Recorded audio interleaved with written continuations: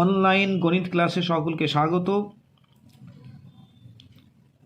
হে মহান চালক, আমাদের সকলকে সুস্থ রাখুন এবং আমাদের সকলের উপর শান্তি বর্ষণ করুন। পরম করুণাময় মহান সৃষ্টিকর্তার নাম নিয়ে আজকের ভিডিও শুরু করছি।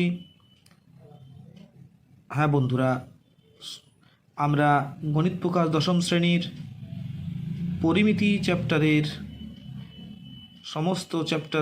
পরিমিতির সমস্ত চ্যাপ্টারগুলো শর্ট কোশ্চেন নিয়ে আমরা আলোচনা করছিলাম। আমাদের এক এক করে চারটে চ্যাপ্টার শর্ট কোশ্চেন আমরা চারটে ভিডিওতে দেখে নিয়েছি। এই ভিডিওতে আমরা পরিমিতির শেষ চ্যাপ্টার বিভিন্ন ঘনবস্তুর শর্ট কোশ্চেন নিয়ে আলোচনা করব। তো চলুন বন্ধুরা, আর সময় না নষ্ট করে আমরা বই খাতা পেন নিয়ে রেডি হই। সকলে আমরা পৃষ্ঠা নম্বর 266 খুলে ফেলি। 266 পৃষ্ঠা খুলি আমরা। 266 পৃষ্ঠায় আমরা দেখতে পাচ্ছি 17 নম্বর প্রশ্ন, অতি সংক্ষিপ্ত উত্তরধর্মী প্রশ্ন ভিএসএ এর দাগে বহুবিকল্পীয় প্রশ্ন এমসিকিউ। তার প্রথম প্রশ্নটা, আর একক দৈর্ঘ্যের ব্যাসার্ধ বিশিষ্ট একটি নিরেট গোলককে গলিয়ে আর একক উচ্চতার একটি নিরেট লম্ব বৃত্তাকার শঙ্কু তৈরি করা হলো। শঙ্কুটির ভূমির ব্যাসার্ধের দৈর্ঘ্য। এখানে চারটে option, A B C D. বন্ধুরা, এ বি সি ডি হবে, সবকটাই ভুল করে এ পড়ে গেছে। তো এই প্রশ্নের উত্তর এই অপশানটা কারেক্ট হবে। এই অপশান 2R একক, 3R একক, আর একক, 4R একক। এখানে বন্ধুরা এই প্রশ্নের উত্তর, 1 নম্বর প্রশ্নের উত্তর হবে এই অপশানটি 2R একক। 2R একক হবে। ঠিক আছে, তাহলে আমরা জেনে নিলাম 2R একক। হ্যাঁ বন্ধুরা, এবার আমরা 1 নম্বর প্রশ্নের উত্তর আমাদের জানা হয়ে গেছে। 1 নম্বর প্রশ্নের উত্তর হলো 2R, এই অপশানে 2R একক। 2 নম্বর প্রশ্ন, একটি নিরেট লম্ববৃত্তাকার শঙ্কুকে গলিয়ে একই দৈর্ঘ্যের ব্যাসার্ধ বিশিষ্ট একটি নিরেট লম্ববৃত্তাকার চোঙ তৈরি করা হলো, যার উচ্চতা 5 সেন্টিমিটার। শঙ্কুটির উচ্চতা এ অপশানে 10 সেমি, বি অপশান 15 সেমি, সি অপশান 18 সেমি, ডি অপশান 24 সেমি। এখানে বন্ধুরা বি অপশানটা কারেক্ট হবে, 15 সেন্টিমিটার। বি অপশানটাই আমাদের কারেক্ট হবে। 3 নম্বর প্রশ্ন, একটি লম্ববৃত্তাকার চোঙের ব্যাসার্ধের দৈর্ঘ্য আর একক এবং উচ্চতা 2R একক। চোঙটির মধ্যে সর্ববৃহৎ যে গোলকটি দেখা যাবে তার ব্যাসার্ধ দৈর্ঘ্য হবে এ অপশানে আর একক, বি 2R একক, সি R/2 একক, ডি হলো 4R একক। বন্ধুরা 3 নম্বর প্রশ্নের উত্তর হবে 2R একক। বি অপশানটা কারেক্ট, এই অপশানটাই আমাদের কারেক্ট হবে। এরপরে 4 নম্বর প্রশ্ন, আর একক দৈর্ঘ্যের ব্যাসার্ধ বিশিষ্ট একটি নিরেট অর্ধগোলক থেকে সর্ববৃহৎ যে নিরেট শঙ্কু কেটে নেওয়া যাবে তার আয়তন। এ অপশানে 4πr কিউব ঘন একক, বি অপশান 3πr কিউব ঘন একক, সি πr কিউব বাই 4 ঘন একক, ডি πr কিউব বাই 3 ঘন একক। বন্ধুরা 4 নম্বর প্রশ্নের ডি অপশানটা কারেক্ট হবে, πr কিউব বাই 3 ঘন একক। 5 নম্বর প্রশ্ন, এক্স একক দৈর্ঘ্যের ধার বিশিষ্ট একটি নিরেট ঘনক থেকে সর্ববৃহৎ একটি নিরেট গোলক কেটে নেওয়া হলে গোলকের ব্যাসের দৈর্ঘ্য। এ অপশান হলো এক্স একক, বিতে 2x একক, সিতে x/2 একক, ডি হলো 4x একক। বন্ধুরা এখানে এই অপশানটা কারেক্ট হবে, এক্স একক। এই অপশানটা অ্যান্সার হবে। তাহলে এই সাথে আমাদের শেষ হলো এমসিকিউ 5টা প্রশ্নের উত্তর। আমরা এবার উত্তরগুলো দেখে নিই একবার।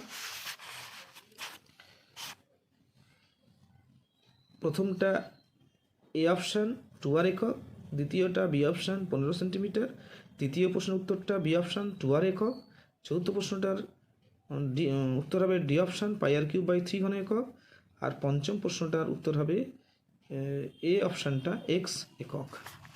চলুন বন্ধুরা, এবার আমরা বি দাগের প্রশ্ন যাই। বি, নিচের বিবৃতিগুলি সত্য না মিথ্যা লিখি। 1 নম্বর প্রশ্ন, দুটি একই ধরনের নিরেট অর্ধগোলক যাদের ভূমিতলের প্রত্যেকের ব্যাসার্ধের দৈর্ঘ্য আর একক এবং তা ভূমি বরাবর জোড়া হলে মিলিত ঘনবস্তুর সমগ্রতলের ক্ষেত্রফল হবে 6πr² বর্গ একক। না বন্ধুরা, বাক্যটা সম্পূর্ণ মিথ্যা। 1 নম্বর বিবৃতিটি মিথ্যা। এবার আমরা 2 নম্বর প্রশ্নে যাই। 2 নম্বর প্রশ্নটা দেখি। একটি নিরেট লম্ববৃত্তাকার শঙ্কুর ভূমিতলে ব্যাসার্ধের দৈর্ঘ্য r একক এবং উচ্চতা h একক এবং তির্যক উচ্চতা l একক। শঙ্কুটির ভূমিতলকে একটি নিরেট লম্ববৃত্তাকার চোঙের ভূমিতল বরাবর জুড়ে দেওয়া হলো।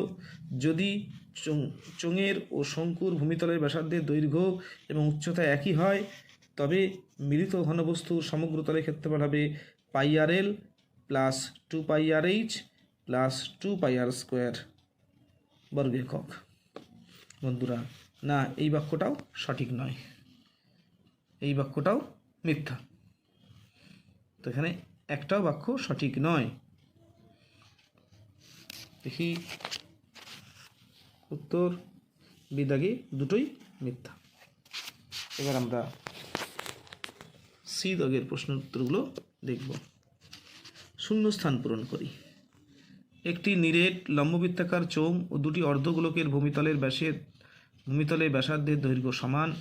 দুটি অর্ধগোলককে চোঙটির দুটি সমতলে আটকে দেয়া হলে নতুন ঘনবস্তুর সমগ্রতলের ক্ষেত্রফল ইকুয়াল টু একটি অর্ধগোলকের বক্রতলের ক্ষেত্রফল প্লাস চোঙের বক্রতলের ক্ষেত্রফল প্লাস অপর অর্ধগোলকটির বক্রতলের ক্ষেত্রফল।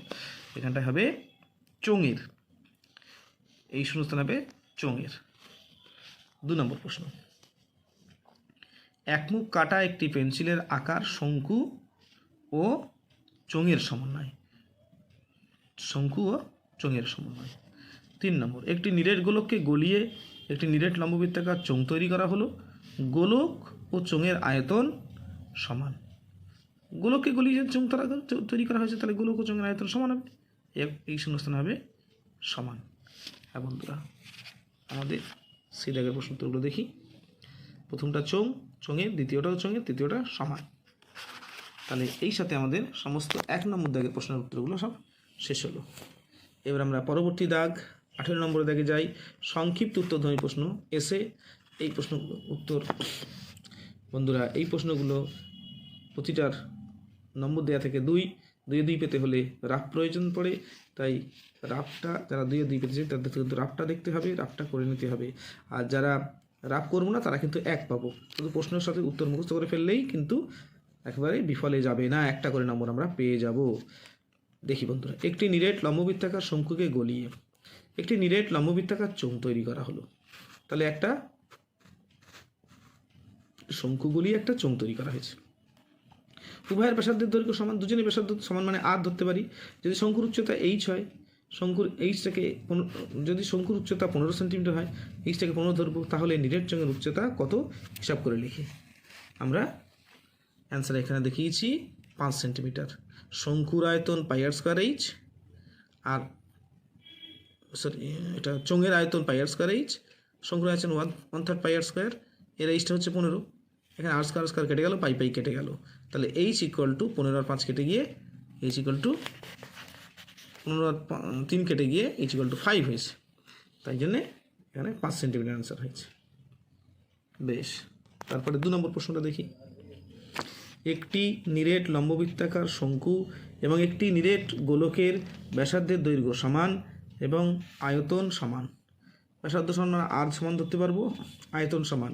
গোলকের ব্যাসের দৈর্ঘ্য এবং শঙ্কুর উচ্চতা অনুপাত কত তা হিসাব করে লিখি। এবার গোলকের ব্যাসের দৈর্ঘ্য, শঙ্কুর উচ্চতা আমাদের বার করতে বলেছে।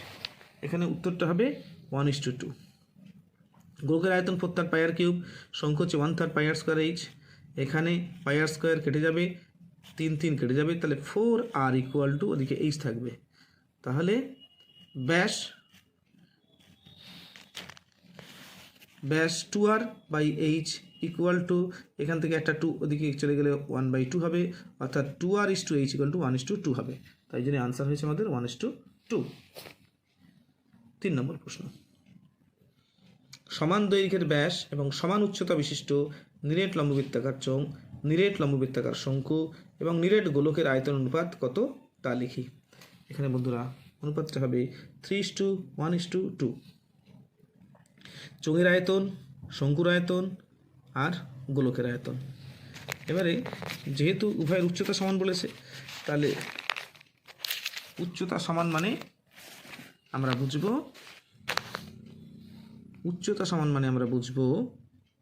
h = 2r। গোলকের ক্ষেত্রে উচ্চতা হচ্ছে 2r ব্যাস, তাই জন্য আমরা এবার এখান থেকে সবাই থেকে πr² কেটে দিয়েছি। তাহলে এখান থেকে h এখান থেকে 1/3 h, এখান থেকে 4/3 r h h আর এটাকে 2r মানে হচ্ছে h লিখবো, তাহলে 2 থাকে 2h/3 সব h কেটে গেলে 3 দিয়ে গুণ করলে 3:1:2, তার অ্যান্সার হবে 3:1:2। পরের প্রশ্ন 4 নম্বর প্রশ্ন দেখি। একটি ঘনবস্তুর নিচের অংশ অর্ধগোলক আকারের এবং উপরের অংশ লম্ববৃত্তাকার শঙ্কু আকারের। যদি দুটি অংশের তলের ক্ষেত্রফল সমান হয়, তাহলে ব্যাসার্ধের দৈর্ঘ্য এবং শঙ্কুর উচ্চতার অনুপাত হিসাব করে লিখি। এখানে অনুপাত হবে 1:√3। এখানে চোঙের বক্রতল 2πr, অর্ধগোলকের বক্রতল 2πr², আর হচ্ছে শঙ্কুর বক্রতল πr কেটে যাবে, তাহলে 2r = l, বর্গ করে দাও, 4r² = l², আর l² মানে আমরা জানি, বা 4r² = l² = r² যোগ h², বা এখানে আর দিকে আসলে 3r² = h², তাহলে r/h হবে 1/√3, বর্গমূল করলে 1/√3, অর্থাৎ 1:√3 হবে। তাই অ্যান্সার হচ্ছে 1:√3। শেষ প্রশ্ন, একটি নিরেট লম্ববৃত্তাকার শঙ্কুর ভূমিতলের ব্যাসার্ধের দৈর্ঘ্য একটি নিরেট গোলকের ব্যাসার্ধের দৈর্ঘ্যের সমান। গোলকের আয়তন শঙ্কুর আয়তনের দ্বিগুণ হলে শঙ্কুর উচ্চতা এবং ভূমিতলের ব্যাসার্ধের দৈর্ঘ্য অনুপাত কত তা লিখি। এখানে অনুপাত হয় বন্ধুরা 2:1। আয়তন লিখেছি গোলকের আয়তন 4πr³, আর এটা দ্বিগুণ বলেছে শঙ্কুর এই চোঙের আয়তন, শঙ্কুর আয়তন 1/πr²h, তার দ্বিগুণ, এই 2 দিয়ে গুণ করা হয়েছে। এখানে πr² কেটে গেছে, 3 কেটে গেছে, 2ও কেটে গেছে, তাহলে 2r = h। হ্যাঁ বন্ধুরা, এখানে πr² কেটে গেছে, 2 আর 4 কেটে গেছে, 3 কেটে গেছে, তাহলে 2r = h, বা 2/1 = h/r, অর্থাৎ অনুপাত হবে h/r = 2:1। তাই অ্যান্সারটা হবে 2:1। হ্যাঁ বন্ধুরা, এই সাথে আমাদের শেষ হলো এই পরিমিতির চ্যাপ্টারের শেষ দাগের শর্ট কোশ্চেন। 18 দাগের 5টা প্রশ্ন উত্তর আমাদের শেষ হয়ে গেল। সেই সাথে সাথে আমাদের পরিমিতির সকল চ্যাপ্টারের শর্ট কোশ্চেনের উত্তর আমার এই ভিডিওর মাধ্যমে শেষ হয়ে গেল। বন্ধুরা, আমরা সবকটা ভিডিও থেকে আমরা পরিমিতির সব শর্ট কোশ্চেনগুলো এবার উত্তরগুলো মুখস্থ করে ফেলবো, কারণ আমরা সময় সংক্ষেপ আগেই বলেছি যে এবারে আমরা আশা করছি শর্ট কোশ্চেন এবং ব্রড কোশ্চেন সবই প্রায় বই থেকেই আসবে, ফলে এখান থেকে যদি আমরা মুখস্থ করে দিতে পারি, আমাদের পাস করতে কোনো সমস্যা হবে না ইনশাল্লাহ। তাহলে এখানেই শেষ করছি বন্ধুরা, আমরা সবাই মুখস্থ করব এবং মাধ্যমিক পরীক্ষায় পাশ করে আসব, এই আশা নিয়ে আমরা মুখস্থ করব। এখানেই শেষ করলাম বন্ধুরা।